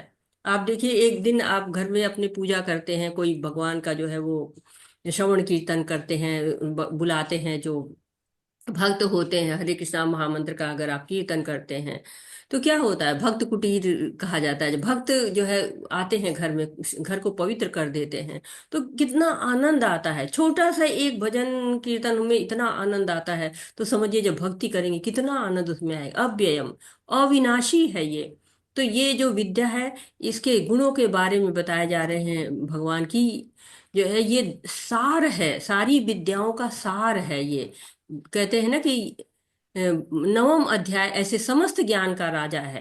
यह वेदाध्ययन से प्राप्त ज्ञान एवं विभिन्न दर्शनों का सारे यह गुह्यतम है, क्योंकि गुह्य या दिव्य ज्ञान में आत्मा या शरीर के अंतर को जाना जाता है। समस्त गुह्य ज्ञान के इस राजा राज विद्या की पराकाष्ठा है भक्ति योग। तो भक्ति के बारे में ही ये जो है विद्या है, भक्ति ही जो है इसके द्वारा किया जा सकता है। और इससे होता क्या है, पद्म पुराण में कहा गया, अप्रारब्ध फलम पापम कूट बीजम फलोन्मुखम क्रमेणेव प्रलीयेत विष्णु भक्ति रतात्मा नाम। तो भगवत भक्ति जो कर लेते हैं, उनके सारे पाप कर्म चाहे फलीभूत भी हो चुके हों, सामान्य हो या बीज रूप में हो, क्रमशः नष्ट होते जाते हैं। तो पवित्र कर देती है, शुद्धि कारणी है ये, और सारे कष्टों को दूर करने वाली है, अव्ययम है ये। तो बहुत सारी विशेषताएं भगवान ने बताई इस विद्या की। और धर्म का पथ है, धर्म जो है वो धर्म की तरफ ले जाने वाला है। और हम जानते हैं कि धर्म हमारे जीवन में ना हो तो हम पशु के समान है, पशु भी समाना है हम। आहार निद्रा भय मैथुन तो जानवर भी कर लेते हैं, लेकिन जो धर्म होता है वो हमें जानवर से अलग करता है, पशुओं से अलग करता है। हरे कृष्ण। हरे कृष्णा। अष्टदाना पुरुषाः धर्मस्य अस्य परन्तप अप्राप्य मां निवर्तन्ते मृत्यु संसार वर्तमणि। हरे कृष्ण। हरे कृष्णा।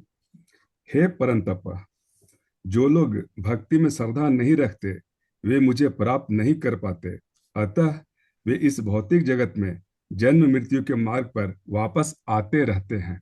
हरे कृष्णा माता जी। हरे कृष्णा। तो संचय करना है तो भौतिक जगत पे करना चाहिए, भगवान पर नहीं करना चाहिए। श्रद्धा रखनी चाहिए, विश्वास रखना चाहिए।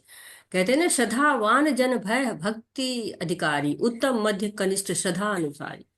तो तीन तरह के भक्त होते हैं। उत्तम भक्त होते हैं, उत्तम अधिकारी कौन से होते हैं, प्रबल श्रद्धा होती है, कृष्ण भावना भावित होते हैं, शास्त्रों को जानते हैं, भगवान को जानते हैं। जो मध्य अधिकारी होते हैं उनको शास्त्रों की पूर्ण जानकारी नहीं होती, पर ये जानते हैं कि भक्ति सर्वोत्तम है, तो जो है भगवान की मन से सेवा करते हैं। कनिष्ठ है, वो भी भगवान की पूरी सेवा करते हैं, पर भक्तों के प्रति उनका लगाव नहीं होता है। मध्य अधिकारी का भक्तों के प्रति लगाव होता है, लेकिन जो कनिष्ठ अधिकारी होते हैं वो भगवान की, मतलब भगवान उनका केवल मंदिर तक है, मंदिर के बाहर भगवान नहीं है, तो भगवान को वहीं तक वो जानते हैं। लेकिन जो भगवान पे श्रद्धा होती है वो इतनी आसानी से नहीं आती, इसकी शुद्धता चाहिए, बहुत परिश्रम करना पड़ता है तब जाके होता है। और भागवतम में भी बताया गया है कि, और भक्ति रसामृत सिंधु में भी बताया गया है कि श्रद्धा से लेकर प्रेम तक के 9 स्तर होते हैं। श्रद्धा होती है साधु संग, भजन क्रिया, अनर्थ निवृत्ति, निष्ठा, फिर रुचि, फिर आसक्ति, फिर भाव, फिर प्रेम। तो ये धीरे धीरे जैसे जैसे हम भक्ति करते हैं वैसे वैसे हम भगवान के प्रेम की ओर बढ़ने की तरफ आगे जाते हैं। हरे कृष्णा। हरे कृष्णा। मया ततम इदं सर्वं व्यक्तं मूर्तिना मत्स्थाने सर्वभूतानि नाजा तेषु व्यवस्थिताः। हरे कृष्णा। यह संपूर्ण जगत मेरे अव्यक्त रूप द्वारा व्याप्त है। समस्त जीव मुझ में है, किंतु मैं उनमें नहीं हूँ। हरे कृष्णा माता जी। हरे कृष्णा। तो अव्यक्त मूर्ति ना, एक तरह से ऐसी बात बता रहे कि भगवान अव्यक्त रूप से चला रहे हैं इस संसार को, और व्यक्त रूप में बैठे हैं बैकुंठ में। तो हमको लगता है अरे ऐसा कैसे हो सकता है, तो अचिंत्य भेदा भेद है, ऐसा है जो हम चिंतन ही नहीं कर पा रहे। मैं चिंतन से बहुत ऊपर की चीज है। इंद्रियां हमारी उनको नहीं जान पाती हैं, परंतु जब सेवा करते हैं ना, तो भगवान का नाम जो है वो जीवा पर अपने आप ही आ जाता है। अतः श्री कृष्ण नाम आदि न भवेद ग्राहम इंद्रियो सेवानुको ही जीवादो स्वयमेव स्थित अधः। तो भगवान सर्वत्र है, सर्वव्यापी है, परंतु ये जो माया उनकी बनाई गई है ना, जो माया उन्होंने खुद बनाई है, उस माया से वो लिप्त नहीं होते हैं। हरे कृष्णा। हरे कृष्णा। नात्मस्थानि भूतानि पश्यन्मे योगेश्वरं भूतभृतं न भूतस्थाः मम आत्मा भूत भावनाः। हरे कृष्ण। हरे कृष्णा। तथापि मेरे द्वारा उत्पन्न सारी वस्तुएं मुझ में स्थित नहीं रहती है। जरा मेरे योग ऐश्वर्य को देखो। यद्यपि मैं समस्त जीवों का पालक भरता हूँ और सर्वत्र व्याप्त हूँ, लेकिन मैं इस विराट अभिव्यक्ति का अंश नहीं हूँ, क्योंकि मैं सृष्टि का कारण स्वरूप हूँ। हरे कृष्णा माता जी। हरे कृष्णा। तो भगवान के ये जो सारे श्लोक आ रहे हैं ये अचिंत भेदा भेद के हैं, हमारे चिंतन से दूर के हैं। हम को कुछ जादूगरी सी लगती है, भगवान हमको जादूगर से लगते हैं, ऐसा कैसे हो सकता है? क्योंकि हमारे चिंतन से दूर की बात है। भेद भी है और अभेद भी है। भेद ये है, जैसे भगवान यहाँ बता रहे हैं कि मेरे योग ऐश्वर्य को देखो, मैं समस्त जीवों का पालक भरता हूँ और सर्वत्र व्याप्त हूँ, लेकिन मैं इस विराट अव्यक्त का अंश नहीं हूं। तो एक तरह से तो ये भेद हो जा रहा है कि अव्यक्ति का अंश नहीं है, लेकिन साथ ही कह रहे मैं सृष्टि का कारण स्वरूप हूँ। तो यहाँ पे जो भेद भी है और अभेद भी है। भेद जो है कि वो हमारी जो है ये विराट व्यक्ति का अंश नहीं है, लेकिन साथ ही साथ क्या है, समस्त जीवों के अंदर व्याप्त भी है। तो ये भगवान का जो है वो मतलब एक तरह जादूगरी है उनकी। तो भगवान इच्छा करते हैं सृष्टि हो जाती है, भगवान इच्छा करते हैं प्रलय हो जाते हैं। हम सोचे तो कुछ भी नहीं हो पाता है। हम तो जो है चाहे कि एक तिनका भी हिलाना चाहे तो हमें उठ के हिलाना पड़ता है। भगवान की शक्ति वायु है, तुरंत हिला के कहाँ से कहाँ पहुंचा देती है। हरे कृष्ण। हरे कृष्ण। यथाकाश स्थितो नित्यं वायु सर्वत्र गो महान् तथा सर्वाणि भूतानि मदस्थानि इत्युपधार्य। हरे कृष्ण। हरे कृष्णा। जिस प्रकार सर्वत्र प्रवाहमान प्रबल वायु सदैव आकाश में स्थित रहती है, उसी प्रकार समस्त उत्पन्न प्राणियों को मुझ में स्थित जानो। हरे कृष्णा माता जी। हरे कृष्णा। तो चौथे श्लोक से हम देख रहे हैं छठे श्लोक तक 3 बार मतस्थानी शब्द का प्रयोग किया गया है, जिसका अर्थ होता है कि संपूर्ण प्राणी मेरे में ही स्थित है। तो संपूर्ण प्राणी पे मेरे में स्थित है, परंतु भगवान इस भौतिक जगत का हिस्सा नहीं है। तो भगवान की महानता कितनी है इसका विशाल उदाहरण एक तरह से समझते हैं कि हवा है, चारों ओर हमेशा बहती रहती है, हमको कुछ फर्क नहीं पड़ता है, हम हमेशा सांस ले रहे हैं, वायु आ रही है जा रही है। लेकिन वही हवा जब तेज चलती है तो क्या करती, पेड़ पौधे सब उखाड़ देती है। रहती आकाश के अंदर ही है, लेकिन उसकी भी सीमा है। भगवान के जो है वो सीमा से बाहर नहीं जाती है, आकाश के बाहर कभी नहीं जाती है। ये कहते हैं ना, कृष्ण शरीरे सब विश्वेश्वर जय विश्राम, कृष्ण के शरीर में सब विश्राम है। तो कृष्ण एक सर्वाश्रय है, सबके लिए आश्रय है। कृष्ण की तुलना किसी से भी नहीं है। तो चैतन्य महाप्रभु जब इसी बात को कहते थे, गलियों में जा जाके सबको सुनाते थे, तो कोई सुनता ही नहीं था। लोगों को लगता था ये क्या कह रहे हैं, लेकिन जब सन्यास ले लिए तो सब समझ गए कि नहीं, ये तो अलग है, इनकी तुलना किसी से है ही नहीं है। वैसे भगवान क्या है, शक्तिशाली है।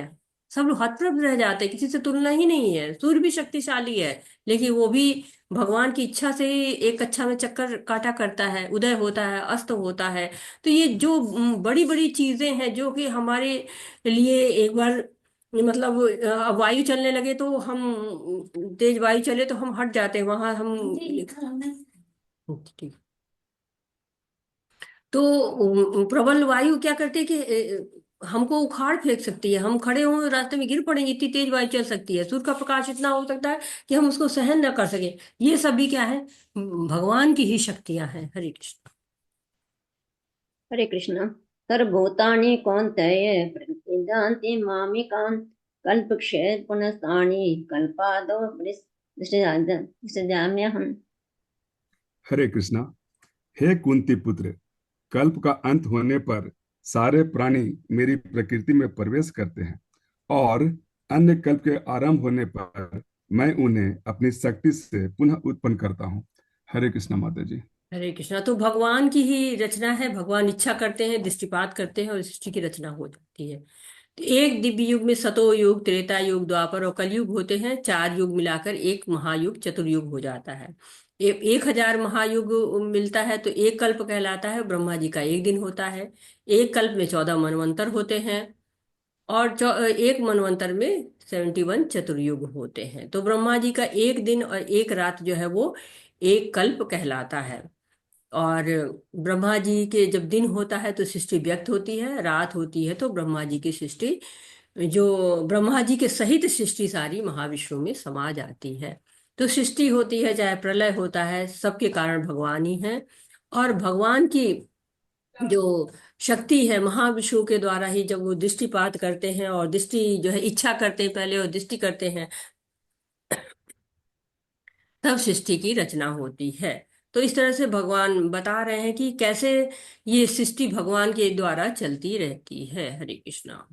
हरे हरे कृष्ण। कृष्णा। ईश्वरी माता जी आप श्लोक पढ़िए। डॉक्टर मधु कपूर माता जी आप उनके साथ अनुवाद करिए। हरे कृष्णा। हरे कृष्णा। सादर प्रणाम माता जी, पंचांग प्रणाम आपको। न च मतस्थानि भूतानि पश्य मे योगम ऐश्वरम भूतभृन्न च भूतस्थो मम आत्मा भूत भावनः। हरे हरे कृष्णा। कृष्णा माता जी, कौन सा श्लोक है ये? माता जी 8 फिफ्थ पढ़िए, माता श्लोक 8। जी। माता जी 8वां चलेगा। क्षमा चाहती हूँ माता जी। हरे कृष्णा। प्रकृतिं स्वामवष्टाभ्य विसृजामि पुनः पुनः भूतग्रामम् इमं कृत्स्नन् मम वशं प्रकृतेर्वशात्। हरे कृष्ण माता जी। मधु माता जी आप अनुवाद पढ़िए माता जी। हरे कृष्णा।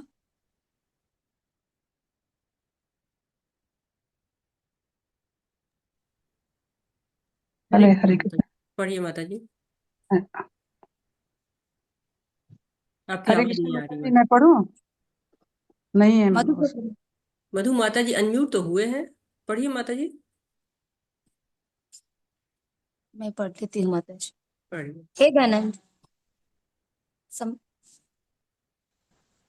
पढ़िए माता जी। जी माता जी। संपूर्ण विराट जगत मेरे अधीन है। ये मेरे इच्छा से बारंबार स्वतः प्रकट होता रहता है और मेरी ही इच्छा से अंत में विनष्ट होता है। हरे कृष्णा। हरे कृष्णा। तो हम जो कोई कार्य करते हैं तो बड़ा परिश्रम लगता है, हम बार बार कहते हैं अरे मैंने तो ये किया, या पहले ये किया, फिर ये किया, फिर ये हुआ। एक मकान बनाने चलते हैं तो कितना जो है सीमेंट है, ईटा है, गारा है, क्या क्या सब होता रहता है, सब बड़ा परिश्रम करना पड़ता है। तो हमको लगता है कि अरे इतनी बड़ी सृष्टि बनाई है भगवान ने, बड़ा परिश्रम करते होंगे। लेकिन नहीं, इच्छा मात्र से, केवल इच्छा मात्र कर दिया, सृष्टि हो गई। तो ये भगवान की भगवत्ता है, भगवान की महानता है, हम नहीं समझ सकते। भगवान ने रातों रात द्वारिका को बनाई और उसमें सबको शिफ्ट भी कर दिया। तो भगवान ने कितनी विविधता भरा ये संसार ही बनाया, देखिए कितना विविधता है। विविधताओं का हम इच्छा करते हैं, वैसी चीज हमको बाजार में उपलब्ध रहती है। जीव को देखिए, सबके हाथ पैर अलग, नाखून पुतली पलक सब अलग अलग होती है। पद्म पुराण में कहा गया 84 लाख योनियां हैं, 30 लाख जानवर हैं, और 20 लाख पेड़ पौधे हैं, 11 लाख कीट पतंगे हैं, 10 लाख चिड़िया हैं, 9 लाख जलचर हैं, 4 लाख मनुष्य हैं, 84 लाख योनियां हैं। लेकिन सब आप पंछी देखिए, वो आपस में नहीं मिलते हैं, एक पंछी दूसरे पंछी से नहीं मिलता, एक पेड़ की में कितने तरह की पत्ती, हर पत्ती से अलग होती है। तो बहुत ही विविधता भरा ये संसार है, और सब भगवान के द्वारा बनाया हुआ है। जब इच्छा करते हैं तो प्रकट हो जाता है, और जैसे ही इच्छा करते हैं वैसे इसका संहार भी हो जाता है। हरे कृष्णा। हरे कृष्णा। न च मां तानि कर्माणि निबध्नन्ति धनंजय उदासीन वदासीनम असक्तम तेषु कर्मसु। हरे कृष्ण। हरे कृष्णा। अनीता माता जी आप अनुवाद पढ़िए। हरे कृष्णा।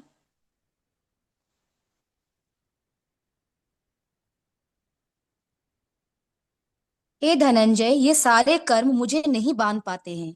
मैं उदासीन की भांति इन सारे भौतिक कर्मों से सदैव विरक्त रहता हूँ। हरे कृष्णा। हरे कृष्णा। तो भगवान क्या है, तटस्थ है, उदासीन है। सारी गतिविधियां हो रही हैं भगवान की, सॉरी माता जी, म्यूट हो गया सारी था। शक्ति से कार्य कर रहे हैं, परंतु भगवान उसमें आसक्त नहीं होते हैं। तो प्रकृति जो है क्या होती है, प्रकृति स्वयं नष्टस्य विसर्गपि पुनः पुनः, बार बार प्रकृति को भगवान ही रचते रहते हैं। न चामा तानि कर्माणि, फिर भी ये बार बार रचने के कारण भी ये कर्म हमें बांध नहीं पाते। तो जीव बनता है, जीव इच्छा करता है, बंध जाता है, भगवान इच्छा करते हैं और सृष्टि का निर्माण होता है। तो भगवान के जो पुरुषावतार है, कर्णोदक्षाई विष्णु, महाविष्णु जिनको कहते हैं, दृष्टि मात्र से जीवात्माओं को भौतिक जगत में भेजते हैं। गर्भोदक्षाई विष्णु क्या प्रत्येक ब्रह्मांड में प्रवेश करते हैं, और क्षीरोदक्षाई विष्णु सभी वस्तु में, यहाँ तक कि हर परमाणु में प्रवेश करते हैं। परंतु वो लोग निरंतर अपने नित्य अपने आप में स्थित रहते हैं। उनमें जो ये कर्तापन का अभिमान होता है, या अपनी कृति के प्रति बड़ी आसक्ति होती है। हम कोई रचना कर रचते हैं, कुछ पेंटिंग बनाते हैं, कुछ रेसिपी नहीं बनाते हैं, कुछ भी जो रचना करते हैं उसके प्रति हमारी बहुत आसक्ति होती है। लेकिन भगवान की आसक्ति नहीं होती है। जैसे जज होता है, जज निर्णय देता है तो चाहे मुआवजा दे या फांसी दे, वो उदासीन रहता है। वैसे ही भगवान की, बहुत अच्छा उदाहरण तो नहीं है लेकिन हाँ, भगवान की जो है वो रचनाओं के प्रति कोई न अभिमान रहता है, न कोई उससे आसक्ति होती है, न कर्तापन का आभास रहता है। हरे कृष्णा। हरे कृष्णा। मया अध्यक्षेण प्रकृतिः सूयते सचराचरम् हेतुनानेन कौन्तेय जगद्विपरिवर्तते। हरे कृष्ण। सील प्रभुपाद की जय हो। हे कुंती पुत्र, यह भौतिक प्रकृति मेरी शक्तियों में से एक है और मेरी अध्यक्षता में कार्य करती है, जिससे सारे चर तथा अचर प्राणी उत्पन्न होते हैं। इसके शासन में यह जगत बारंबार सृजित और विनिष्ट होता रहता है। हरे कृष्ण माता जी। हरे कृष्णा। तो बहुत महत्वपूर्ण श्लोक है। अचिंत्य शक्ति है भगवान की, कि सारी प्रकृति भगवान की अध्यक्षता में कार्य कर रही है। कितनी बड़ी प्रकृति है, चर है, अचर है, जड़ है, जंगम है, सब जो है वो भगवान से ही है। भगवान ही सबके बीज प्रदाता पिता है सारे जीवों का। तो जो स्मृति है उसमें भी वर्णन होता है कि जैसे फूल है, उसकी सुगंधी है, तो फूल अलग और सुगंध अलग होती है। लेकिन फूल सुगंध तब तक ही हमको आती है जब तक कि फूल रहता है, फूल नहीं तो सुगंध नहीं। वैसा ही संबंध भगवान का और भौतिक जगत का होता है। प्रकृति अलग है, भगवान अलग है, परंतु चलती कैसे? भगवान के कारण ही चलती है। भगवान इसमें बंधते नहीं हैं, लेकिन भगवान के बिना ये चल भी नहीं सकती है। हरे कृष्ण। हरे कृष्ण। अवजानन्ति मां मूढा मानुषीं तनुमाश्रितं परं भावम् अजानन्तो मम भूतमहेश्वरम्। हरे कृष्ण। हरे कृष्ण।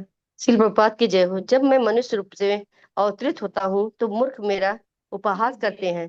वे मुझे परमेश्वर के दिव्य स्वभाव को नहीं जानते। हरे कृष्ण माता जी। हरे कृष्ण। बहुत अच्छे अच्छे श्लोक आपको नवे अध्याय मिलेंगे, और आपको इसमें से बहुत सारे श्लोक हैं जिनको आप याद करें तो अच्छा रहेगा। ये श्लोक उनमें से भी एक है।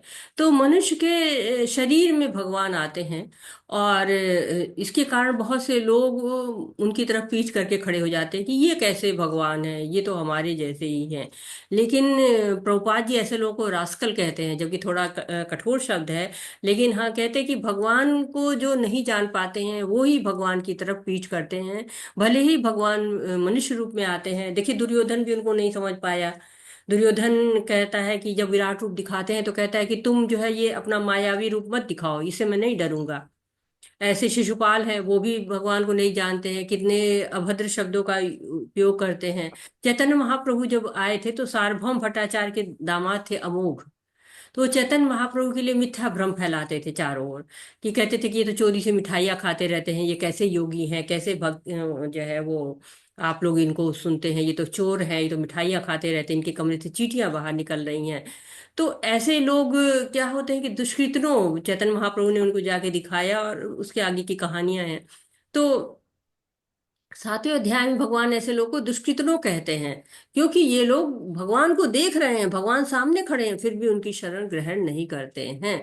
तो भगवान की विशेषताओं को हम जान के, भगवान के ऐश्वर्यों को, भगवान की विभूतियों को जब हम जान जाते हैं तो हम भगवान के और नजदीक आ जाते हैं। तो भगवान की विशेषताओं को लगातार यहाँ पे बताया जा रहा है कि भगवान सृष्टि करते हैं, पालन करते हैं, संहार करते हैं, और भगवान जो है अद्भुत लीलाएं करते हैं। साधारण भौतिक शरीर वो नहीं कर सकता है, गोवर्धन पर्वत नहीं उठा सकता है वो।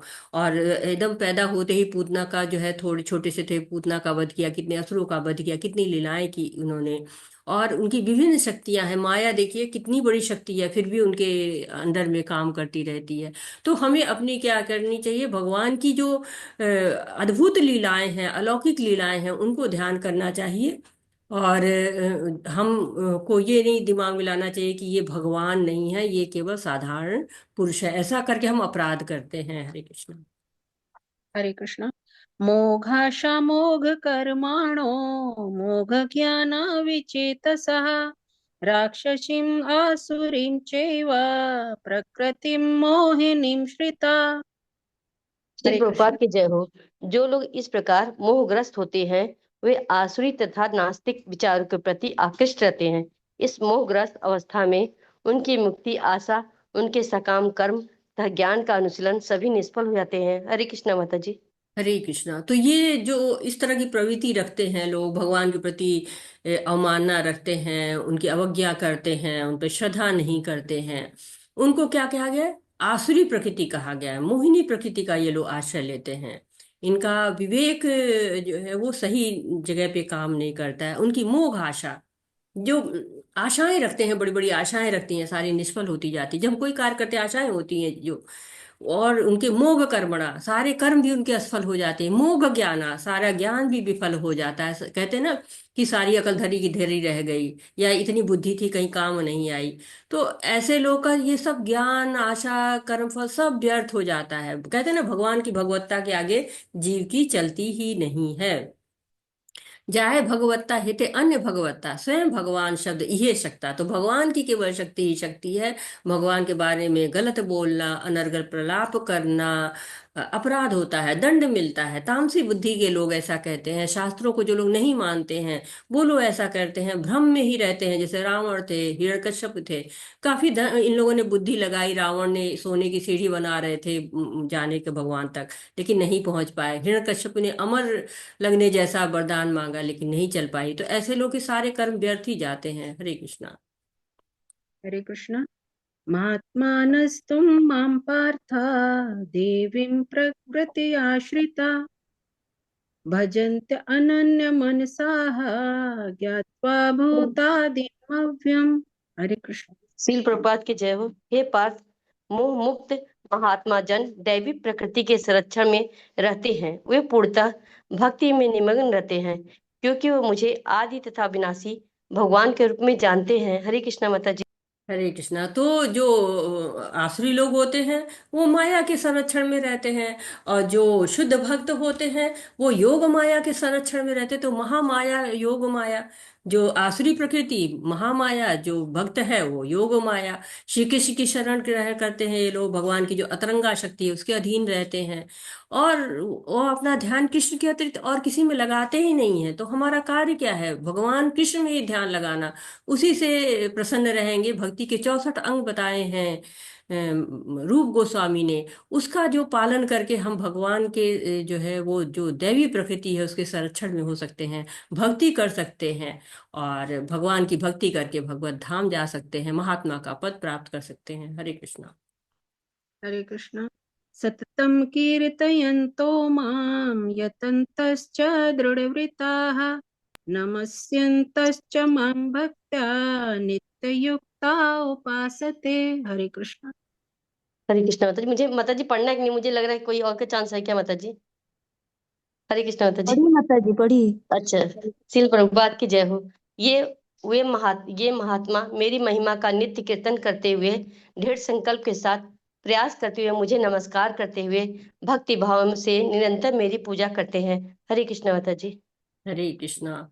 तो ये भी बहुत महत्वपूर्ण श्लोक है आपका जो हम पढ़ रहे हैं, 14वां श्लोक। एक तरह से आप एकदम बीचों बीच में आ गए भगवत गीता के। ये जो श्लोक है इसको बुलसाई कहते हैं। तो बहुत महत्वपूर्ण श्लोक है ये। बुलसाई क्या होता है? जब निशाना लगाने की प्रैक्टिस की जाती है तो कई कई घेरे बने रहते हैं, उसमें बीच में सबसे छोटा घेरा होता है, उसको बुलसाई कहते हैं। तो वहां पर जो निशाना लगाता है वो सबसे अच्छा माना जाता है। वैसे इस श्लोक को जिसने फॉलो कर लिया वो भगवान की शरण पा गया। नित्य युक्ता उपासते, हमेशा भगवान के ही गुण गाना, सांसारी चीजों के गुण नहीं गाना है। सांसारी चीजों का क्या है? आज जो है वो बहुत अच्छी लग रही हैं, और जो हम बड़ा डॉक्टरों पर बिलीव करते हैं, वैज्ञानिकों पर बिलीव करते हैं, वो क्या करते हैं? आज कहेंगे टमाटर खाइए, बड़ा शरीर को फायदा करता है, आपके गाल भी टमाटर जैसे लाल लाल हो जाएंगे। कल क्या कहेगा? कल कहेगा नहीं नहीं टमाटर मत खाइए, टमाटर के जो बीज होते हैं वो आपकी नली में जाके फंस जाएंगे और आपको ऑपरेशन कराना पड़ेगा। तो वैज्ञानिक और लोग इस तरह की बातें करते रहते हैं, डॉक्टर लोग भी इस तरह रोज नए नए निकालते रहते हैं, लेकिन जो शास्त्रों में लिखा है कि गाय का दूध अच्छा है, तो वो तब भी अच्छा था जब शास्त्र लिखे गए, और आज भी अच्छा है। तो भगवान को जो प्राप्त करने की विधि अपनाता है, जो नित्य युक्ता भगवान के ही गुण गाता है, वो दृढ़वता हो जाता है, भगवान के गुणगान में दृढ़ता लाता रहता है, श्रद्धा दृढ़ हो जाती है, और श्रद्धा दृढ़ होने से भगवान की भक्ति मिल जाती है। तो ये श्लोक महत्वपूर्ण है, क्रीम है एक तरह से। आपको जो दूध के ऊपर क्रीम निकाली जाती है ना, उनकी बहुत अच्छी क्रीम निकालो, तो यही फॉलो कर लीजिए और आपको उद्धार हो जाएगा। सतत कीर्तन करिए। भगवान जब प्रभुपाद कहते हैं 16 माला करो, तो लोग कहते हैं कि सतत 16 माला कैसे करें, ये तो बड़ा काम जो है लंबा है, 16 माला करेंगे बड़ा समय जाएगा, इतना तो समय ही नहीं है। तो छोटा बताइए, तो कहते हैं भगवान ने तो कहा है कि सतत कीर्तन करो। वो कहते हैं ना कि कहाँ लिखा है बताइए, शास्त्रों में तो कहीं नहीं लिखा है कि हाँ 16 माला करो। तो कहते हैं प्रभुपाद की ये तो मैं रिलैक्सेशन दे रहा हूँ, उसमें तो लिखा है कि हमेशा कीर्तन ही करते रहो, सतत कीर्तन करो, मेरे जो है हमेशा मुझको याद करो। तो इसको गांठ बांध लेना है, इस श्लोक को सतत कीर्तन करना है। हरे कृष्णा। हरे कृष्णा। मैं श्लोक पढ़ रही हूँ। विमला नेगी माता जी, आप अनुवाद पढ़ेंगे? आप मेरे साथ अनुवाद पढ़िए। हरे कृष्णा। ज्ञान यज्ञेन चाप्यन्य यजन्तो मामुपासते एकत्वेन पृथक्त्वेन बहुधा विश्वतो मुखम। हरे कृष्णा। हरे कृष्णा माता जी, दंडवत प्रणाम। श्रील प्रभुपाद की जय। अन्य लोग जो ज्ञान के अनुशीलन द्वारा यज्ञ में लगे रहते हैं, वे भगवान की पूजा उनके अद्वय रूप में, विविध रूपों में तथा विश्व रूप में करते हैं। हरे कृष्णा माता जी। हरे कृष्णा। तो भगवान की जो पूजा करते रहते हैं, तीन तरह के लोग होते हैं। एक तो भगवान को और स्वयं को एक मानने वाले, एक मानते हैं कि हम भी भगवान वो भी भगवान। दूसरे लोग जो है कल्पना करते हैं, मनगढ़ंत रूप से जो है वो कुछ रूप बना लेते हैं, उसकी पूजा करते हैं। और तीसरे तरह के लोग होते हैं जो कि विश्व रूप में भगवान की पूजा करते हैं। यहाँ पर भक्तों की बात नहीं हो रही है, भक्तों के अलावा जो तीन तरह के लोग होते हैं उनकी बात हो रही है। हरे कृष्ण। हरे कृष्णा। अहम क्रतुरहम यज्ञः स्वधाहम अहम औषधम मंत्रो अहम अहम एवाज्यम अहम अग्निरहम महतुम। हरे श्रील कृष्णा। प्रभुपाद की जय। किंतु मैं ही कर्म कांड, मैं ही यज्ञ, पितरों को दिया जाने वाला तर्पण, औषधि, दिव्य ध्वनि, मंत्र, घी, अग्नि तथा आहुति हूँ। हरे कृष्ण माता जी। हरे कृष्णा। तो भगवान क्या कह रहे हैं? अहम कर्तुरहम यज्ञ। जो यज्ञ वैदिक रीति से होता है वो भी भगवान है, कर्म कांड जो वैदिक यज्ञ है वो भी भगवान कृष्ण है, महायज्ञ जो स्मृति में लिखा हुआ है वो भी भगवान कृष्ण है, तर्पण जो पितरों को दिया जाता है वो भी भगवान है, औषधि जो जड़ी बूटी, तिल, जौ, छुहारा, सुपारी, पान, ये सब भी जो है सब कृष्ण ही है। स्वधा जो पितरों को अन्न देते हैं वो स्वधा कहलाती है, वो भी कह रहे हैं भगवान मैं ही हूँ। मंत्रो अहम जो मंत्र बोले जाते हैं यज्ञ में वो भी कह रहे हैं भगवान ही है। अग्नि भगवान की ऊर्जा है। पंच महाभूत पृथ्वी जल अग्नि वायु आकाश, पंच भौतिक तत्व सब जो है वो भगवान के द्वारा ही है। तो घी आहुति सब में भगवान है। तो कहते हैं कि जब सब कुछ में भगवान है, जो भी है सब कुछ भगवान ही है। तो भगवान कहते हैं कि जो है जहां भी आप देखेंगे वहां पर मैं ही हूँ। हरे कृष्ण। हरे कृष्णा। पिता अहमस्य जगतः माता धाता पितामहः वेद्यं पवित्रमोंकार रुक्षाम यजुरेव च। हरे कृष्णा। श्रील प्रभुपाद की जय। मैं इस ब्रह्मांड का पिता, माता, आश्रय तथा पितामह हूँ। मैं ज्ञेय, जानने योग्य, शुद्धिकर्ता तथा ओमकार हूँ। मैं ऋग्वेद, सामवेद तथा यजुर्वेद भी हूँ। हरे कृष्ण माता जी। हरे कृष्ण। तो 16 17 18 इसमें भगवान ने अस्य अहम शब्द का जितना प्रयोग किया उतना कहीं और भी नहीं किया है। तो भगवान कह रहे हैं कि जैसे पहले कहा कि सब मैं हूं, यहाँ भी क्या कह रहे हैं? सारे संबंध के बारे में बात करें, पितामह, माता पिता, आश्रय देता, सब मैं ही हूँ। तो मुझे ही जानो। जो पिता क्या करता है? पोषण करता है। माता कौन है? मूल कारण है। पितामह कौन है? पिता का भी पिता है। तो भगवान हमारे कितने निकट हैं। भगवान वेदों को भी जानने वाले हैं, वेदों के संकलन करता भी हैं। तो ये संबंध हम और प्रगाढ़ कर सकते हैं, कैसे? भक्ति करके, मंगला आरती करके, सेवा करके, भोग लगा के। क्योंकि भगवान बार बार कह रहे हैं कि मैं तो तुम्हारे हृदय में ही हूँ, मुझे देखो, मेरी भक्ति करो, और यही भक्ति योग है। हरे कृष्णा। हरे कृष्णा। गतिर्भर्ता प्रभुः साक्षी निवासः शरणं सुहृत् प्रभवः प्रलयः स्थानं निधानं बीजमव्ययम्। हरे कृष्णा। श्रील प्रभुपाद की जय। मैं ही लक्ष्य, पालन करता, स्वामी, साक्षी, धाम, शरण स्थली तथा अत्यंत प्रिय मित्र हूँ। मैं सृष्टि तथा प्रलय, सबका आधार, आश्रय तथा अविनाशी बीज भी हूँ। हरे कृष्ण माता जी। हरे कृष्णा। तो गति किसको कहते हैं? गति, चलते हैं हम, उसको गति कहते हैं। और गति लक्ष्य को भी कहते हैं। तो गति, सारे जो भौतिक प्रकृति में गति है, देखिए चंद्र, सूर्य है, चंद्रमा है, पृथ्वी है, सब अपनी धुरी पे गति कर रहे हैं। और लक्ष्य क्या है? भगवान है। कहते हैं ना कि जो हमको कहते हैं कि जो है नौकरी दे, खाना दे, पीना दे, निवास दे, हम उसकी सेवा करना शुरू कर देते हैं।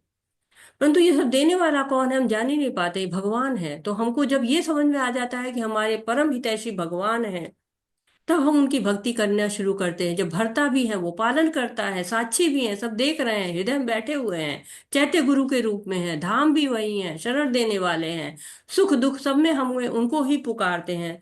सर्वत्र भी जब वो दिखाई पड़ते हैं, विराजमान है, वो अविनाशी बीज है, सृष्टि पर सब भगवान है। तो हर जगह कहते हैं, जिधर देखता हूँ उधर तू ही तू है। तो सब जगह भगवान की उपस्थिति दिखाई पड़ती है। हरे कृष्णा। हरे कृष्णा। तपाम्यहमहं वर्षं निगृहण्यामुसृजामि च अमृतं चैव मृत्युश्च सदसचाहम् अर्जुन। हरे कृष्णा। श्रील प्रभुपाद की जय। हे अर्जुन, मैं ही ताप प्रदान करता हूँ और वर्षा को रोकता तथा लाता हूँ। मैं अमृतत्व हूँ और साक्षात मृत्यु भी हूँ। आत्मा तथा पदार्थ, सत तथा असत, दोनों मुझ में ही है। हरे कृष्ण माता जी। हरे कृष्णा। तो भगवान कह रहे हैं कि सत और असत है, शाश्वत और जो है वो असत, जो शाश्वत नहीं है, सब क्या है? भगवान के ही द्वारा ही है। तो भगवान ने 7वें अध्याय में भी बता दिया था कि पराशक्ति और अपराशक्ति दोनों मैं ही हूँ। और जीवन में बहुत चीजों की आवश्यकता हमें होती है। हमें प्रकाश चाहिए, हमें ताप चाहिए, हमें वर्षा चाहिए, जल चाहिए, वायु चाहिए। तो भगवान के द्वारा ही सब कुछ पूरा किया जाता है।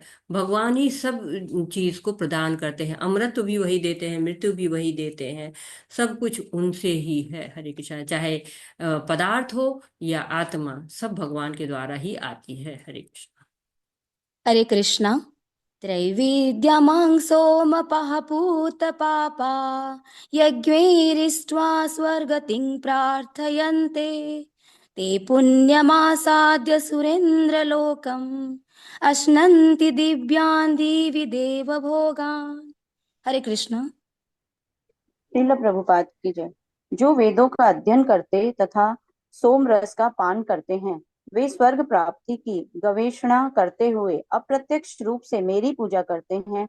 वे पाप कर्मों से शुद्ध होकर इंद्र के पवित्र स्वर्गिक धाम में जन्म लेते हैं तथा वे देवताओं का सा आनंद भोगते हैं। हरे कृष्ण माता।